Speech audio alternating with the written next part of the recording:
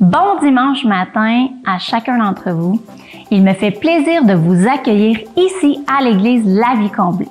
Donc, que vous soyez dans la salle avec nous ce matin ou que vous soyez à la maison, en direct, nous sommes vraiment heureux de vous avoir parmi nous. Voici les annonces pour cette semaine. Tout d'abord, le groupe des 18-25 ans se réunira ce vendredi 29 octobre, comme à tous les derniers vendredis de chaque mois. Donc, vous êtes invités, si vous avez cet âge, à vous joindre à eux. La réunion se passera au 1700 boulevard Lemire, à nos bureaux. Donc, un temps d'études bibliques, de discussion, de communion fraternelle sera à l'horaire. Vous pourrez discuter tous ensemble de sujets qui touchent votre quotidien et de comment Dieu peut agir tout au long de votre semaine à travers les multiples défis. C'est un rendez-vous à ne pas manquer vendredi le 29 octobre dès 19h. De plus, je tiens à vous rappeler que notre réunion de prière hebdomadaire a lieu à tous les mardis soirs de 19h30 à 20h en live sur notre page Facebook. Vous êtes donc invités à venir nous rejoindre pour prier avec nous. Si vous ne pouvez être disponible à ce moment, sachez que vous pouvez toujours réécouter la réunion par la suite. Pour terminer, je tiens à remercier chacun d'entre vous pour vos dons. Merci de contribuer et de nous aider à poursuivre la mission de l'Église La Vie Comblée, qui est de voir des vies transformées par l'amour de Jésus. Donc, si ce matin vous avez à cœur de donner, vous pouvez le faire de deux façons. Tout d'abord, vous pouvez le faire directement en ligne en vous rendant au www.lavicomblée.com et en sélectionnant « Faire un don ». Si vous préférez, vous pouvez également le faire directement sur place ce matin en remplissant une enveloppe prévue à cet effet qui se trouve sur la petite table à l'entrée de la salle. Par la suite, vous devrez la déposer à la fin de la réunion à la table d'information. Donc, un grand merci à vous. C'est tout pour les annonces ce matin. Je vous souhaite un excellent service. Amen. Donc, le 18-25, n'oubliez pas, vendredi, à ne pas manquer, je pense, la première rencontre a très bien été. Donc, si vous n'avez pas pu vous joindre à eux, on vous invite vraiment à y aller. Sur ce, troisième partie de notre série intitulée « Plus ». Et je veux vous inviter directement à aller dans la parole. On va commencer en Hébreux, chapitre 11.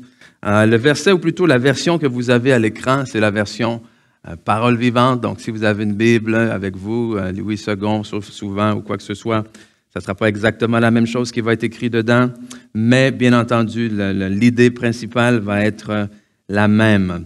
Donc, Hébreux, chapitre 11, versets 23 à 26. On lit ceci, donc, ce que vous avez à l'écran. Au moment de la naissance de Moïse, c'est la foi qui donna à ses parents le courage de le cacher durant 3 mois. Frappés par la beauté de l'enfant, ils ne se sont pas laissés intimider par le décret du roi ordonnant la mise à mort de tous les enfants mâles. Poussé par cette même foi, Moïse lui-même, une fois devenu grand, vous allez garder ça dans votre tête, une fois devenu grand, renonça au titre de fils de la fille de Pharaon. Il a choisi de partager les souffrances du peuple de Dieu plutôt que de jouir pour bien peu de temps des joies et des avantages d'une vie dans le péché. Subir le mépris et les outrages comme le Messie à venir lui paraissait un bien bien plus précieux que tous les trésors de l'Égypte. Pourquoi? Parce qu'il avait les yeux fixés au loin sur la rétribution finale. Quand j'étais je pense que c'était ma première année de cégep, j'ai trouvé un emploi au Tim Hortons. Et on recule de plusieurs années. Hein. À cette époque-là, il n'y avait pas de pénurie d'employés. Donc, à cette époque, réussir à avoir un emploi d'étudiant au Tim Hortons, c'était un exploit. Okay? Donc, vous avez le droit de m'applaudir. Mais, Donc, je suis allé au Tim Hortons pour suivre ma fameuse formation. Donc, je suis allé, on m'a montré comment principalement faire des beignes, comment faire des Timbits, c'est fascinant, OK? Et ça a très bien été, tout était correct et tout. On m'a dit, bon, mais tu commences vendredi prochain à, je ne sais plus trop quelle heure, OK? 7 heures, on va dire. Donc, j'ai dit, c'est parfait, génial, vendredi prochain, je vais être là. Mais le problème, c'est que le vendredi suivant, il y avait quelque chose d'organisé au cégep. Il y avait la première fête, on va traduire, le premier party, OK? Du cégep. Alors là, j'étais déchiré. Je vais travailler ou je vais au party? Je vais travailler ou je vais au party? Et il faut comprendre que le premier party de l'année, OK, c'était le plus mémorable. Tu ne pouvais pas manquer le premier party de l'année. Donc, mais vous savez, écoute, il faut prendre nos responsabilités. En tant que jeune adulte, j'avais peut-être 17, 18. Donc, j'ai décidé de faire ce que tout jeune de 17, 18 ans aurait fait. J'ai décidé d'aller au party. OK? Et, croyez-moi, écoute, j'ai honte aujourd'hui. J'ai pas appelé. Hey, ceux qui m'ont applaudi il y a 2 minutes sont en train de me... J'ai pas appelé, j'ai pas averti. Je suis jamais retourné. Ouais, pas de paye, c'est sûr que non. Et mais je me suis bien amusé. OK? Je me suis très bien amusé. Mais aujourd'hui, alors que je vous en parle et que je vois le jugement dans vos yeux, je me dis non, c'était assez immature.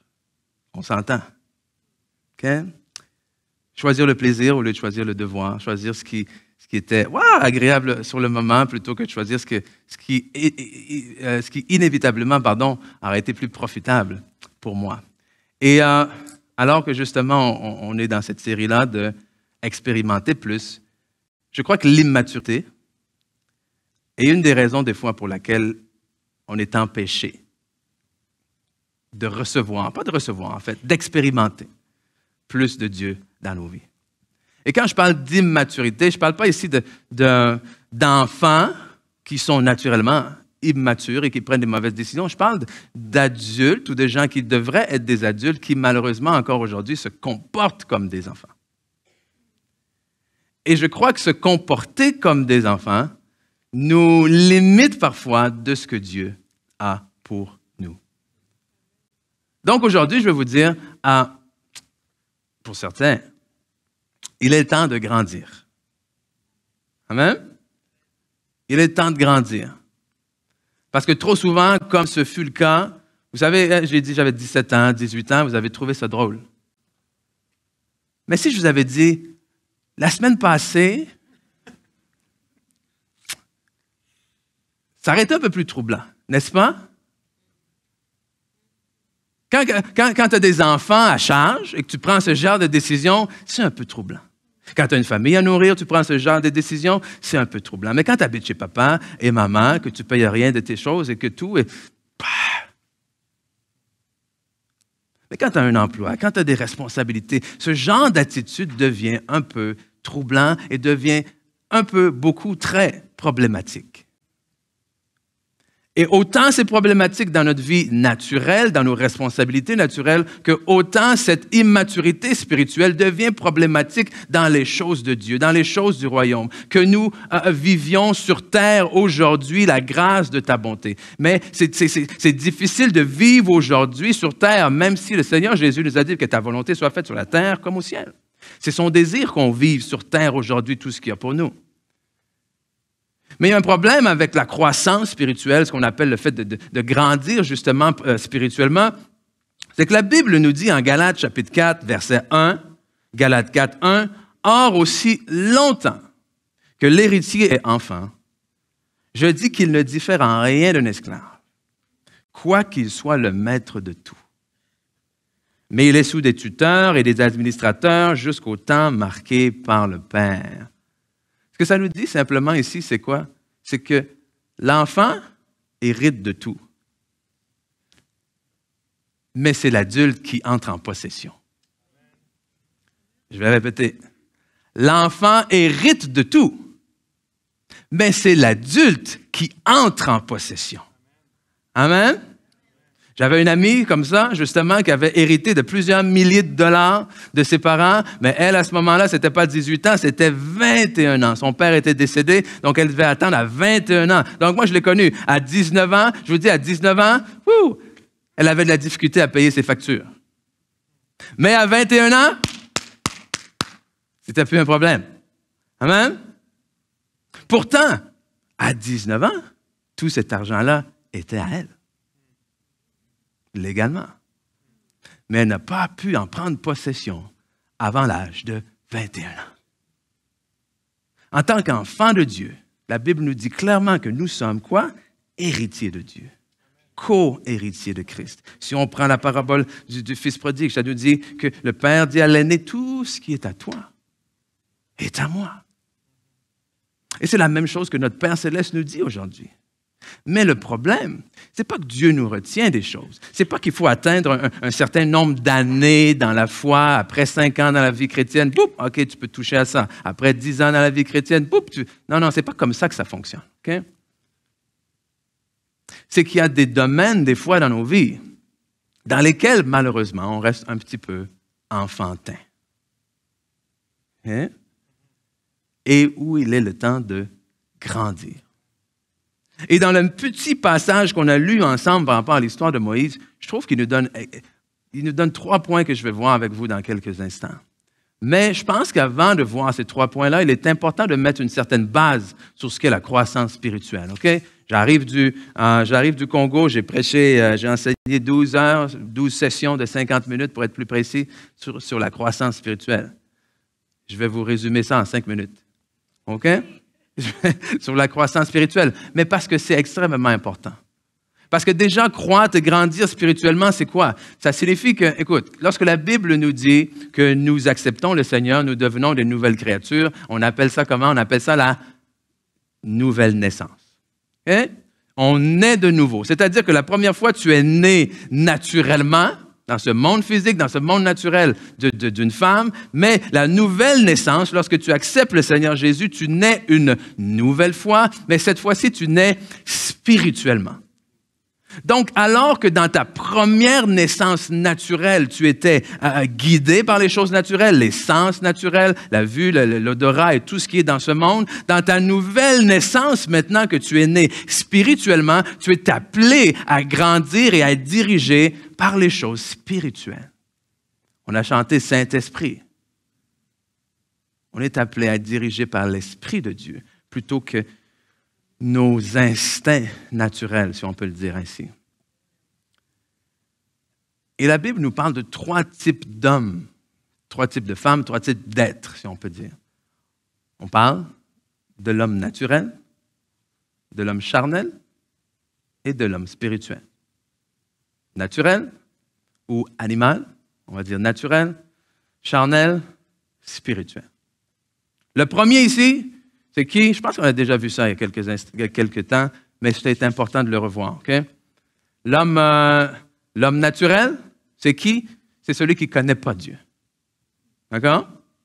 C'est celui qui ne connaît pas Dieu, c'est celui qui n'a pas accepté Dieu, c'est celui qui n'est pas encore né de nouveau. Donc, la personne qui ne connaît pas Dieu, qui n'a pas laissé Dieu entrer dans sa vie, c'est une personne qui, comme tous ceux d'entre nous qui sont nés naturellement, avons appris à grandir dans ce monde, à prendre nos informations dans ce monde, à prendre nos informations de nos 5 sens.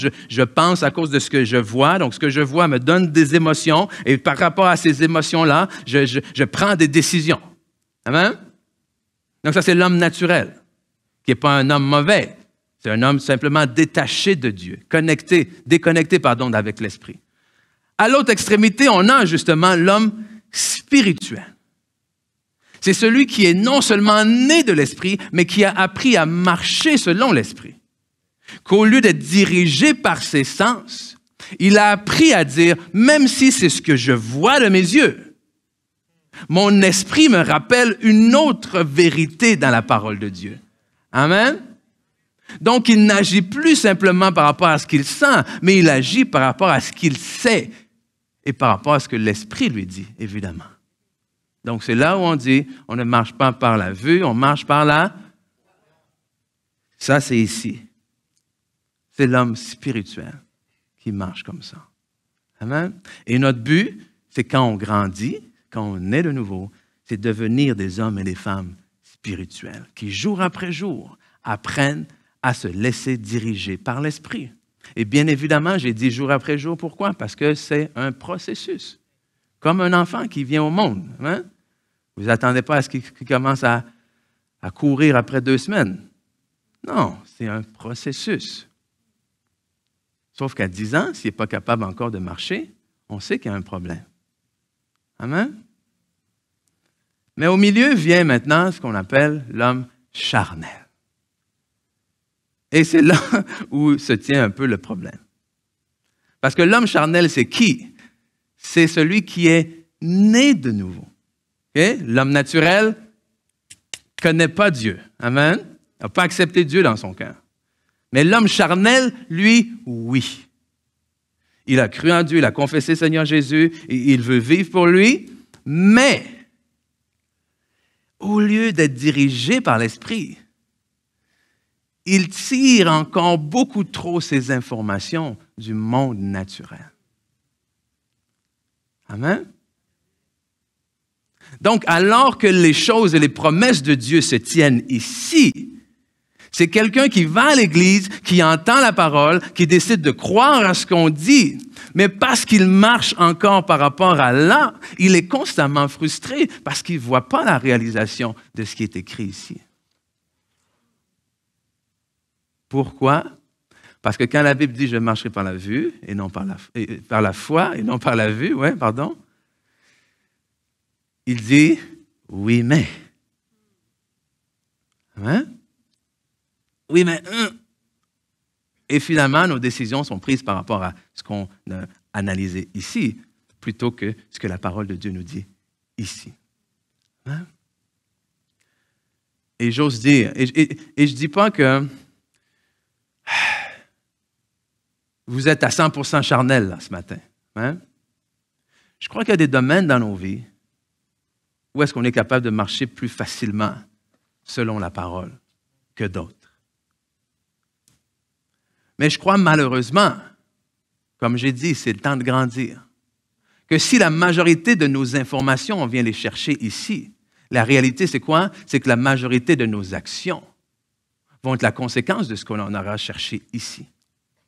Alors on ne peut pas, vous comprenez, s'attendre à expérimenter Dieu quand on s'alimente ici. Amen? Parce que tôt ou tard, tu seras le fruit de ce que tu auras mangé. Et ce de quoi tu seras nourri, ça va finir par paraître dans ta démarche. Amen? C'est à quelle année? C'est quand qu'ils ont fait le Super Size Me?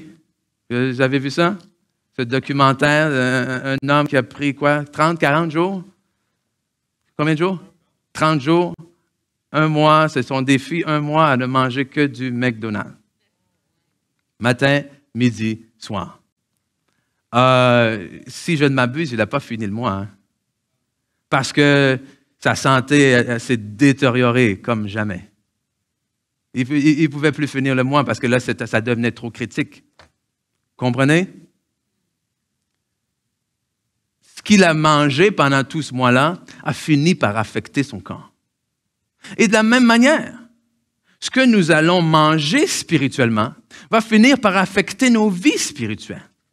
Donc, si ce dont tu te nourris, c'est constamment les nouvelles à la télévision, si ce dont tu te nourris, c'est constamment ce que ton voisin, ce que ta cousine, ce que ta sœur te dit parce qu'elle a connu quelqu'un qui a eu la même chose que toi, puis qu'elle est morte, mais en 2 jours, mais que je ne sais pas comment toi tu vas faire pour t'en sortir, puis lui, ça va être un peu compliqué. Amen? Mais oui, il y a un combat à se tenir ici. Parce qu'ici, on se tient ici par la foi. Pas par les sens. Et ça devient un apprentissage, un désapprentissage. Toute ma vie a été dirigée par ce que je ressentais. Mais là, c'est plus une question de... C'est une question de feeling. C'est plus une question de feeling. OK? C'est plus une question de feeling. C'est une question d'esprit de Dieu. C'est une question de me fermer les yeux, de dire, Seigneur, qu'est-ce que toi tu dis? Combattre le bon combat de la foi, c'est quoi? C'est exactement ça. Amen? C'est qu'il y a des pensées, c'est qu'il y a des émotions, c'est qu'il y a des désirs qui vont combattre constamment ce que la parole de Dieu te dit. Mais pour arriver à gagner et pour arriver à grandir, parce qu'alors qu'on prend les bonnes décisions, alors qu'on gagne, on grandit, il va falloir faire trois choses. Trois choses, on a lu quoi? 4 versets, mais il y a 3 choses là-dedans que Moïse a fait, qu'on devrait être capable de faire également pour grandir. Et ces 3 choses-là sont simples. Moïse a renoncé, Moïse a choisi, et il a su voir plus loin. On va le dire ensemble, renoncer, choisi et voir plus loin. Et même si c'est dans cet ordre chronologiquement qu'on le voit dans le passage, je préfère les regarder avec vous en commençant par le dernier. Pourquoi? Parce que je crois que le fait qu'il puisse voir plus loin, c'est ce qui a déterminé son choix. Et une fois qu'il a décidé justement ce qu'il allait choisir, il a été capable d'identifier ce qu'il devait renoncer. Amen? Et c'est là où on commence. Si on veut grandir, il faut comprendre que l'adulte sait voir plus loin. L'adulte sait voir plus loin. Vous avez déjà essayé de parler avec un enfant de la question de économiser? Oui, de dire, le principe de dire, si tu gardes ce que tu as aujourd'hui et que tu attends quelques jours, tu vas avoir plus demain et tu pourras t'acheter plus gros et mieux que si tu dépenses tout aujourd'hui.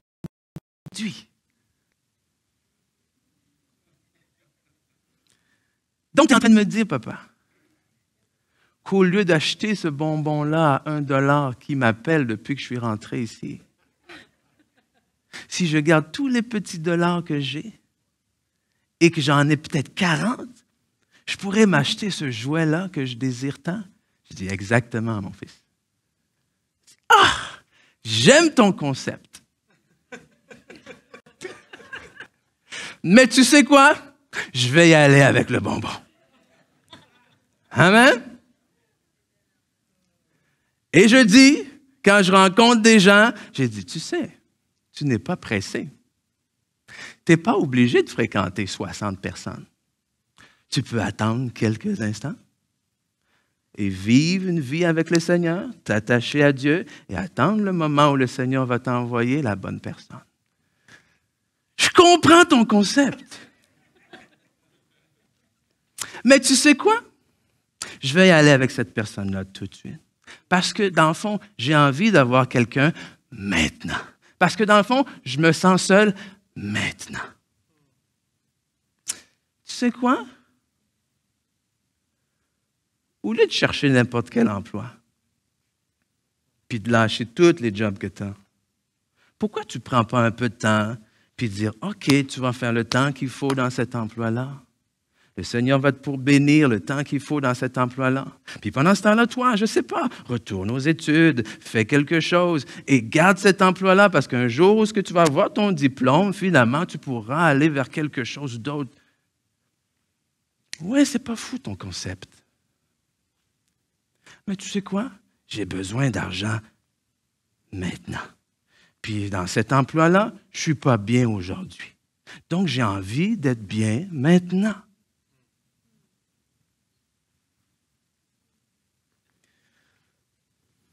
C'est drôle quand c'est les bonbons et un enfant de 8 ans. C'est un peu plus compliqué quand j'ai 40, 45, 50? Hein? Incapable de voir plus loin. Parce qu'on a trop mal aujourd'hui. Mais c'est là où l'apôtre Paul a su dire, il faut que je me rappelle, qu'est-ce qu'il a dit? Les légères afflictions du moment présent ne sont quoi? Ne sont rien comparé à la gloire à venir. Amen. Comment est-ce que quelqu'un qui a été lapidé, comment est-ce que quelqu'un qui a été fouetté, comment est-ce que quelqu'un qui a fait naufrage, comment est-ce que quelqu'un qui a été trahi, comment est-ce que quelqu'un qui a dû courir pour sa vie, se cacher, comment est-ce que quelqu'un comme ça peut dire « Ah oui, c'est vrai que ça fait mal quand on m'a fouetté, mais c'est rien. »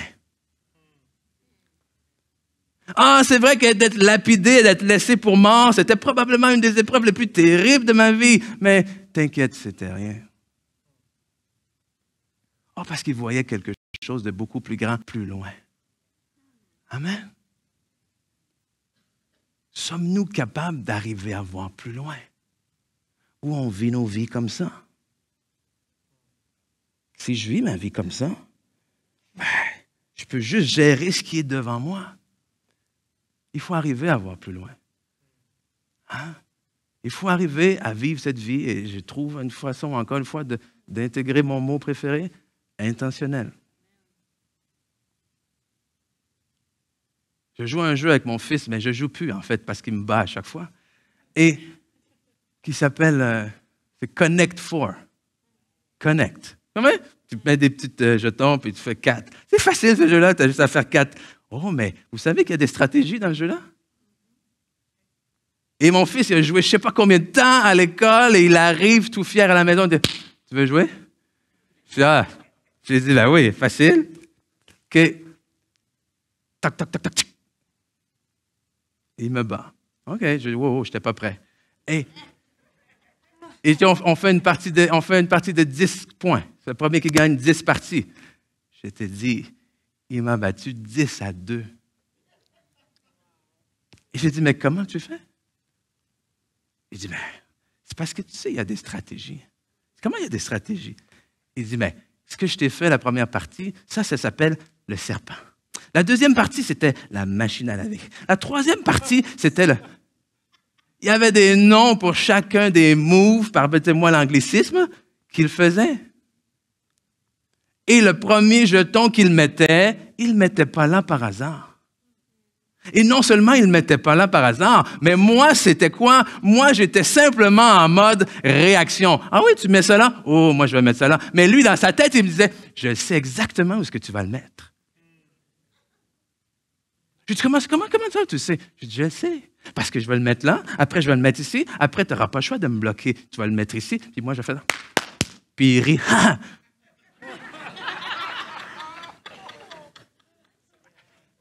Je l'ai envoyé dans sa chambre.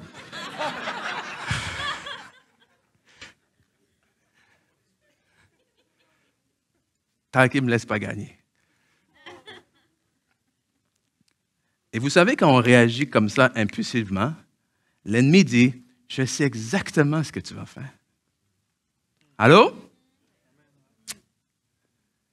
Il dit, je sais, j'ai juste à mettre ça devant toi et tu vas mordre. Je sais exactement ce que tu vas faire.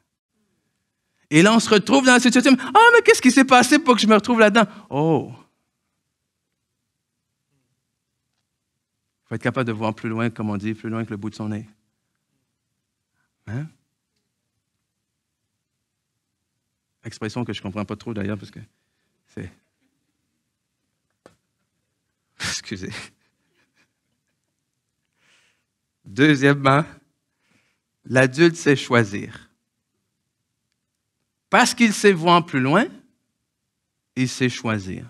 Parce qu'il n'a pas seulement les yeux rivés sur ce qui se passe maintenant, en ce moment, il est capable de choisir. Et encore une fois, non seulement l'enfant n'est pas capable d'économiser, mais l'enfant a beaucoup de difficultés à choisir. Pourquoi? Parce qu'il aimerait avoir le meilleur des deux. Est-ce que je suis obligé de choisir ou je ne peux pas avoir les deux? Okay? Et ce que j'aime dans dans ce que ça dit pour Moïse à Hébreux 11, 25, il a choisi de partager les souffrances du peuple de Dieu plutôt que de jouir pour un peu de temps des joies et des avantages d'une vie dans le péché. Et souvent, quand j'ai lu ça, pendant longtemps, je me suis dit, mais pourquoi une vie dans le péché? Parce que si on recule et on regarde vraiment l'histoire de Moïse, Moïse s'est retrouvé dans le palais, fils de la fille de Pharaon, contre sa volonté. Amen? C'est ses parents, pour le sauver, qui l'ont laissé sur l'eau. Il a été ramassé, bébé. Il a été élevé là. Donc, il se retrouve là. C'est pas de sa faute. Il grandit en Égypte, c'est pas de sa faute. Il apprend, il mange des meilleurs mets, c'est pas de sa faute. Il reçoit les meilleurs vêtements, c'est pas de sa faute. Tout est plein, c'est pas de sa faute. Mais pourquoi jouir une vie de péché? Et c'est là que j'en reviens, en fait, je pense à, c'est une fois devenu grand. C'est que quand il était petit, je ne pense pas qu'il avait cette conscience-là de ce qui se passait. Mais un jour, il est devenu grand. Et il a eu conscience non seulement de la vie dans laquelle il était, non seulement de la débauche dans le monde dans lequel il vivait, mais il a pris conscience aussi de l'appel de Dieu pour sa vie. Ou si vous préférez, il a pris conscience de ce que Dieu voulait de lui.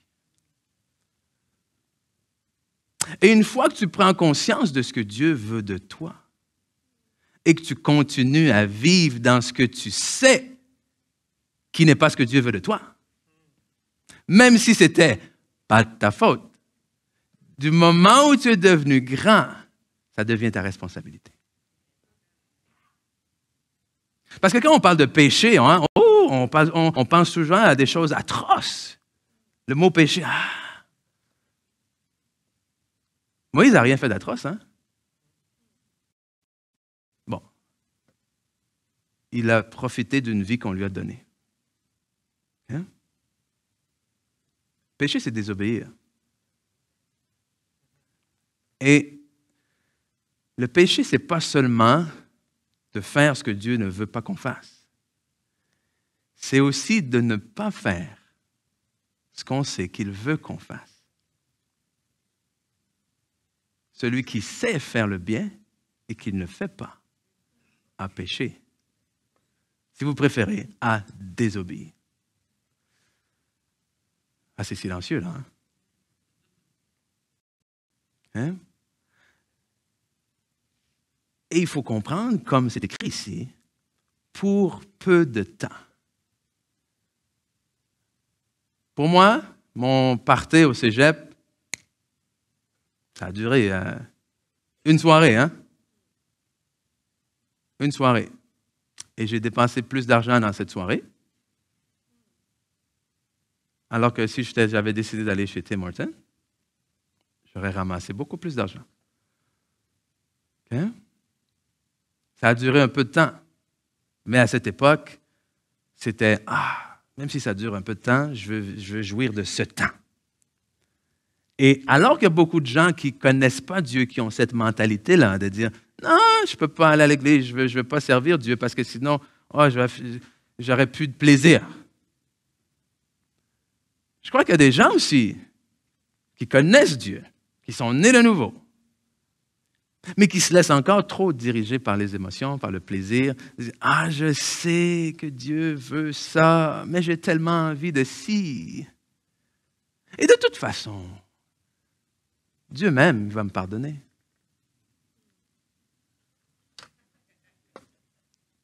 Okay? Dieu t'aime. Oui. Dieu va pardonner? Il y a des fortes chances que oui. Mais la plus grande question, c'est toi. Quelle est la disposition de ton cœur? Où est-ce que tu vas te situer? Tu veux vivre une vie ici, de plus en plus vers là, qui va marcher, expérimenter les choses de plus en plus de Dieu, ou tu décides de vivre une vie ici? Mais je te dis, une vie ici, une vie charnelle, c'est une vie de frustration. C'est une vie de tournage en rond. C'est une vie de plaisir momentané. C'est une vie de je fuis mon problème pour un temps avant qu'il me revienne encore en plein visage plus tard. Ce n'est pas une vie de gloire en gloire. C'est une vie de encore à encore à encore. Il faut choisir. Et non seulement il faut choisir, mais il faut accepter. Hein? Donc l'adulte, c'est choisir, mais l'adulte, c'est aussi accepter les conséquences de ses décisions. Quand il choisit, c'est oui, j'ai choisi. Si ça plante, c'est je m'excuse. C'est pas c'est pas de ma faute. Non. Il choisit et il assume les conséquences de ses décisions. Et c'est très important. C'est ce qu'on doit être capable de faire en tant qu'adulte. C'est ce que j'essaie d'enseigner à mes enfants. Je leur dis, parce que là, mes enfants, quand ils font quelque chose, ils me disent toujours, j'ai pas fait exprès.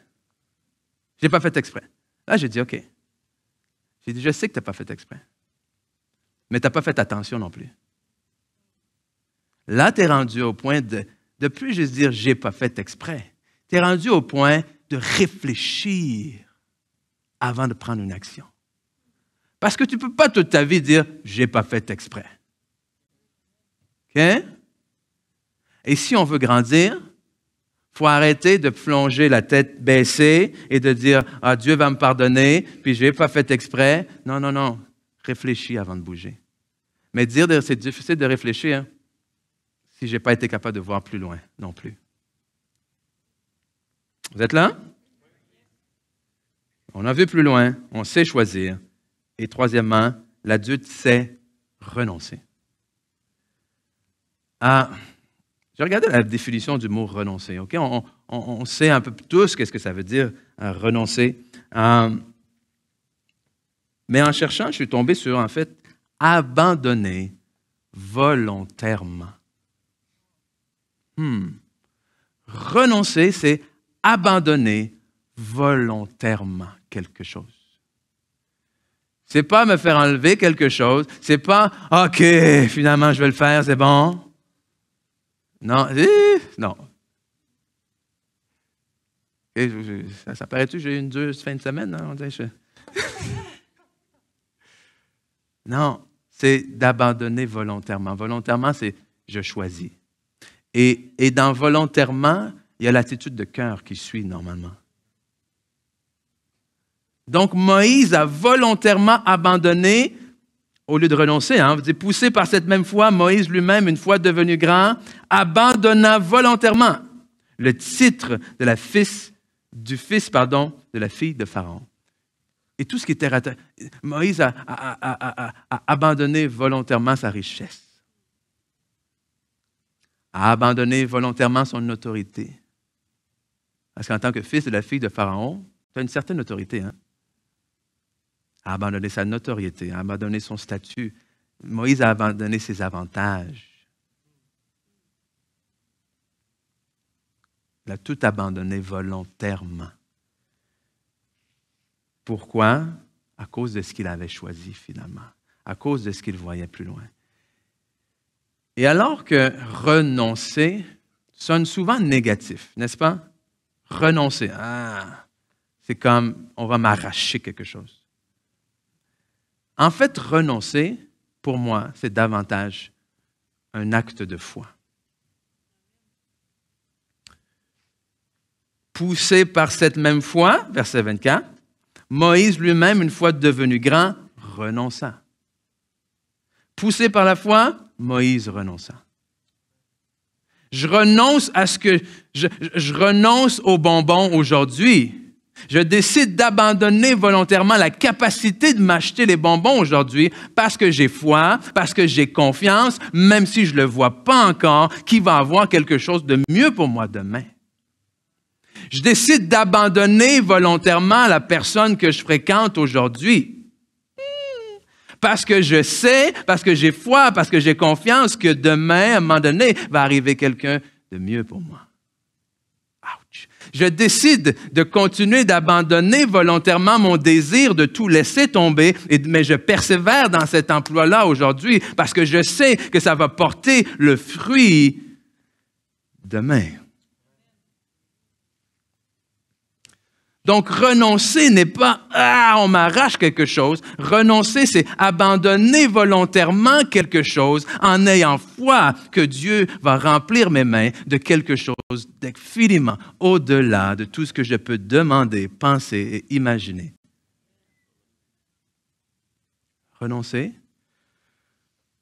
c'est faire preuve de foi.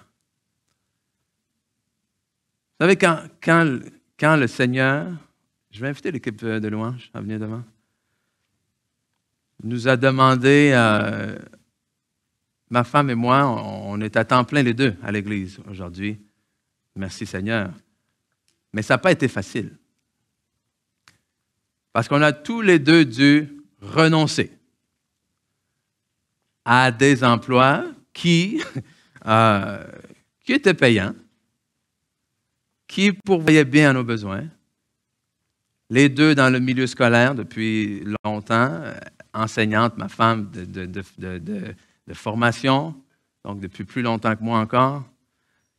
Mais un jour, je savais qu'il fallait que j'abandonne ça pour me consacrer à plein temps au ministère. Et vraiment, quand j'ai eu le OK spirituel de Dieu, je l'ai fait. Et quand je l'ai fait, il y a eu une petite chute salariale. Et quelques années après, ça a été au tour de ma femme, qui, honnêtement, était notre... à ce niveau-là, c'était elle, notre stabilité. À cause de son ancienneté, de ses avantages, de la pension qu'on savait qu'elle allait recevoir à la fin, de tout. On a discuté à lâcher prise de ça. Je vais être honnête. Et c'est ça qui te passe dans la tête. Non, mais t'imagines? À la retraite, tout ça, tout ce que tu as fait pendant toutes ces années-là, pour ta retraite, ça part. Tous les avantages, toutes les assurances, ça part. Ah oui? Ah. Mais on a obéi parce qu'on savait que c'était de Dieu. Et on l'a fait, une autre chute importante. Et là, tu commences à manquer d'argent. Et étant les deux enseignants, mais ce qu'on a décidé de faire, c'est tous les deux aller faire de la suppléance, aller remplacer dans les écoles. Dans le sens où une journée de remplacement, là, ça te donne 150, à l'époque en tout cas, 150, 180, une journée. Donc, tu imagines que les deux ont fait seulement une journée par semaine. On s'en sort pas si pire avec le reste. Alors, c'est ce qu'on a commencé à faire. Mais étrangement, on n'y arrivait pas plus. Jusqu'au jour où on s'en va dans une réunion avec d'autres pasteurs. On a passé un bon moment et on revenait en auto. Et dans l'auto, on a eu cette conversation-là, les deux. Parce qu'on sentait finalement les deux, on a dit, écoute, est-ce que tu penses qu'on est vraiment en train d'obéir à Dieu? Et je lui ai dit non. J'ai dit, à chaque fois que je m'en vais faire de la suppléance, je me sens pas bien. Elle me dit, c'est la même chose pour moi. Alors on se dit, tu sais qu'est-ce qu'il nous reste à faire? Il faut qu'on prenne la décision qu'à partir d'aujourd'hui, on ne retournera pas. Et j'ai dit, tu sais ce que ça signifie? Ça signifie qu'il va falloir être prêt à dire non. Ça signifie qu'il va falloir être prêt, même quand on va regarder notre budget, et que ça ne marchera pas, d'être prêt à résister. Ça veut dire que pour un temps, il va falloir se serrer la ceinture. Ça veut dire que tu ne pourras pas aller te faire couper les cheveux, aller faire une manicure. Non, OK? Ça veut dire qu'il y a des sacrifices qu'il va falloir faire pour un temps. Et on a dit oui. Alors, on a abandonné volontairement notre propre capacité d'aller chercher l'argent qui nous manquait parce qu'on avait foi que Dieu allait pourvoir pour le reste. Et vous comprenez qu'ici, même si on parle d'argent, c'est beaucoup plus grand que ça. Qu'à chaque fois, à chaque pas de foi que Dieu nous demande, c'est beaucoup plus grand que le simple pas qu'il nous demande. Amen?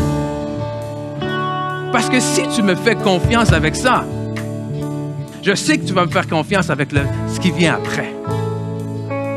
le pas que je fais ici m'exerce pour le pas que j'aurai à faire demain. Soyez fidèles dans les petites choses, on vous en confiera des plus grandes.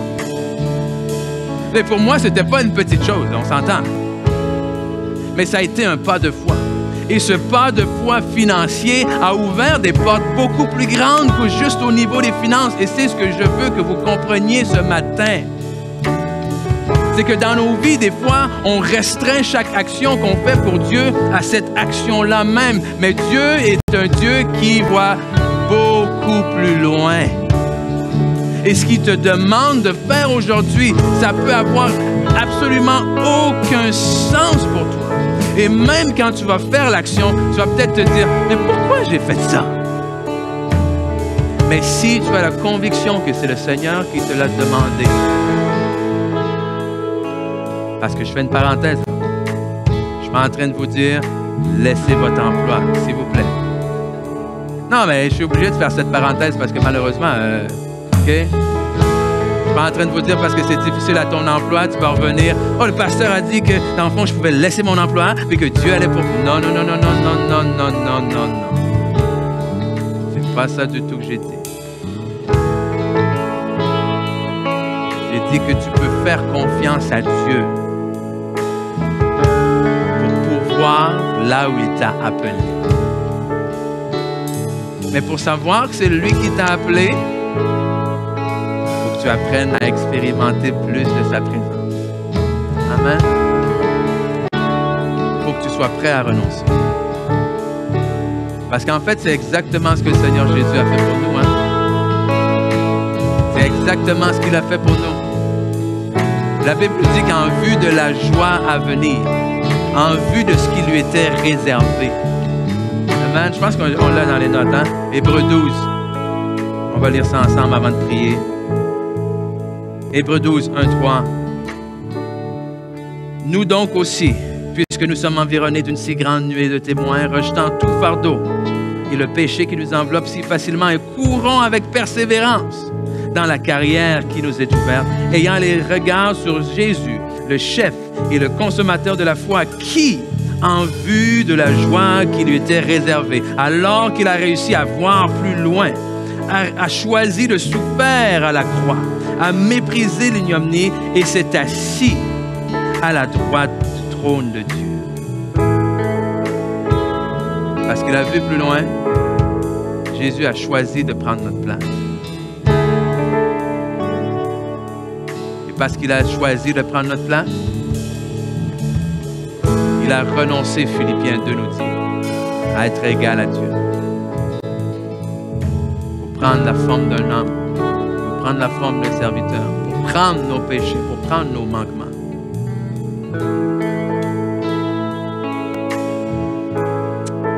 C'est ce que j'aimerais qu'on fasse ce matin, c'est qu'on prie. J'aime terminer en priant avec vous. J'aime terminer pour justement laisser le temps au Saint-Esprit de faire mijoter, si je peux employer cette expression, tout ce qu'on a appris, tout ce qu'on a entendu ensemble ce matin.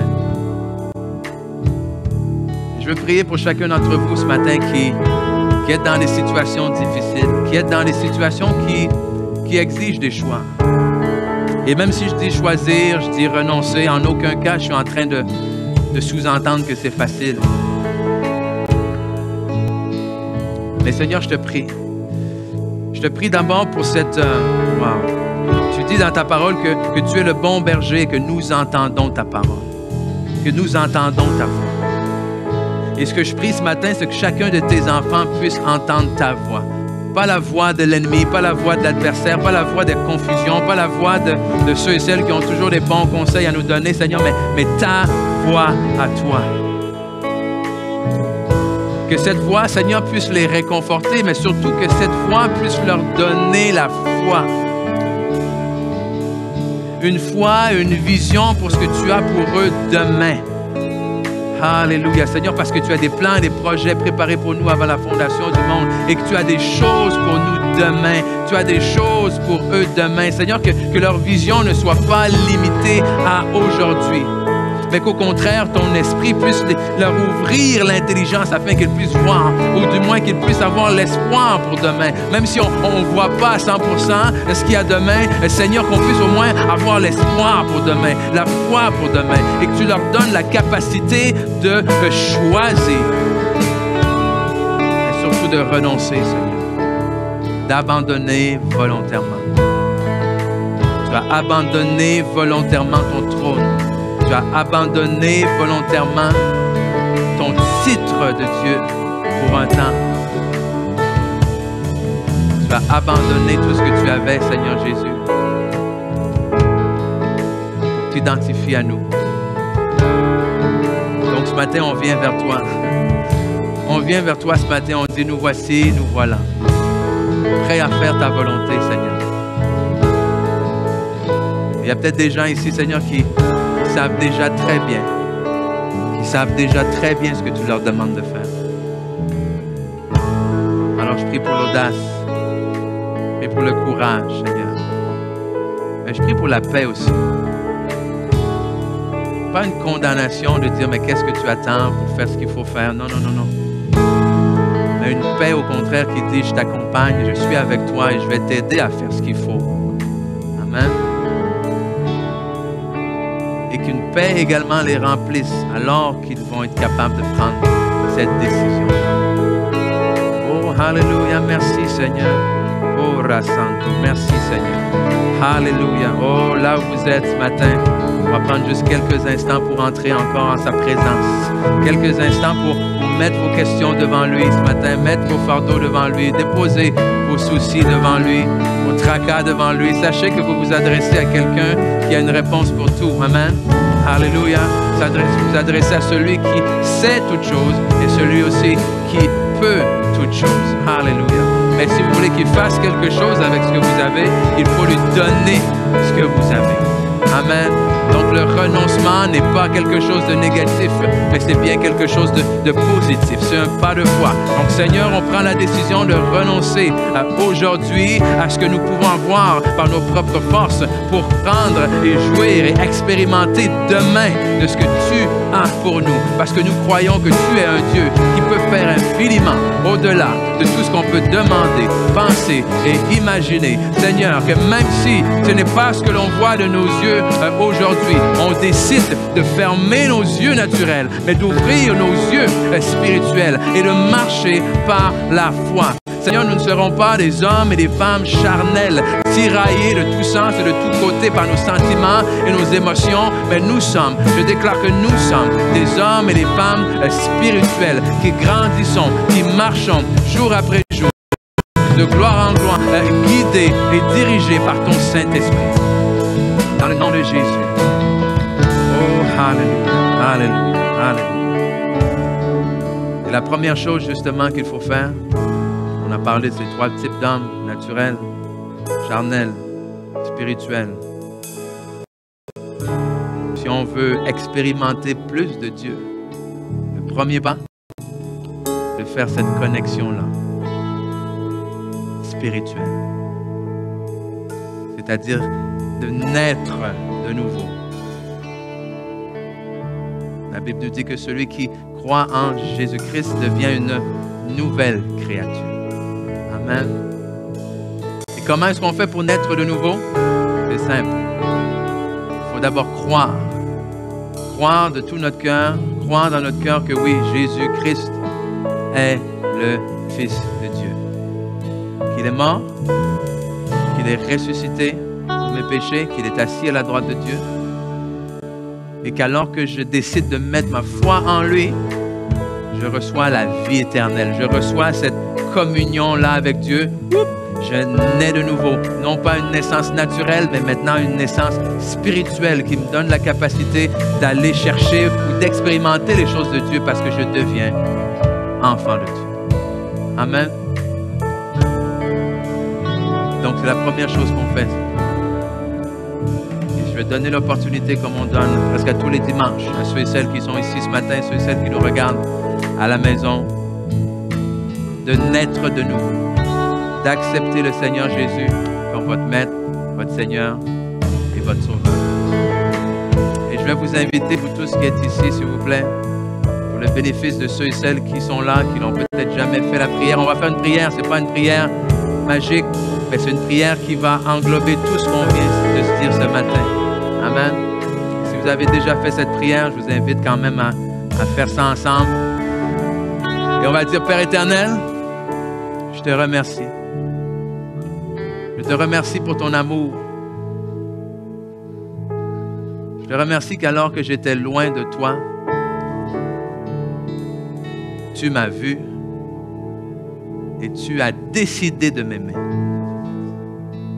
Et que dans ton amour, tu as envoyé ton Fils pour moi. Tu l'as envoyé prendre ma place, payer pour mes péchés, qu'il est mort à ma place. Mais aujourd'hui, je crois qu'il est ressuscité et que par ma foi en lui, je reçois également cette vie nouvelle. Alors aujourd'hui, je renonce à la vie que j'ai essayé de me bâtir et j'accepte la vie éternelle en Jésus-Christ. Et je déclare que je suis une nouvelle créature. Donc, merci pour ton Saint-Esprit qui va m'aider jour après jour à marcher et à devenir de plus en plus en ton image. Dans le nom de Jésus. Amen. Amen, amen. Et j'aimerais savoir encore ce matin s'il y a quelqu'un de tout son cœur qui a fait cette prière-là pour la première fois. Je sais que ça demande du courage. S'il y a quelqu'un ici ce matin, juste levez la main. On a un petit cadeau pour vous. OK? Si vous êtes trop gêné pour lever la main, ça va aussi. On a Pasteur John qui est là. Un petit cadeau pour vous, un petit quelque chose pour vous, parce que ce n'est pas une petite décision. Et on veut honorer cela et on veut être là pour vous aider, vous accompagner là-dedans aussi. Donc, vous pouvez soit aller voir Pasteur John, vous pouvez soit remplir une carte connexion avec votre nom, vos coordonnées. Vous allez voir sur la carte, il y a un endroit où vous pouvez cocher. J'ai décidé de donner ma vie au Seigneur Jésus.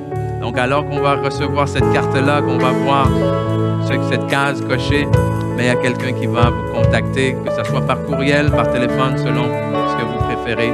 Mais bref, merci d'avoir été là aujourd'hui. Ma prière, c'est vraiment que le Saint-Esprit continue à travailler. Je sais que ça fait beaucoup de choses à chaque fois quand on lance ça, mais je crois que le Seigneur va être capable de prendre ce qui a été semé là et de l'aider à porter du fruit. Amen. Donc, on se revoit la semaine prochaine. N'oubliez pas, les jeunes, vendredi, on a la prière. Mardi soir, soyez bénis. On vous aime. Bye bye.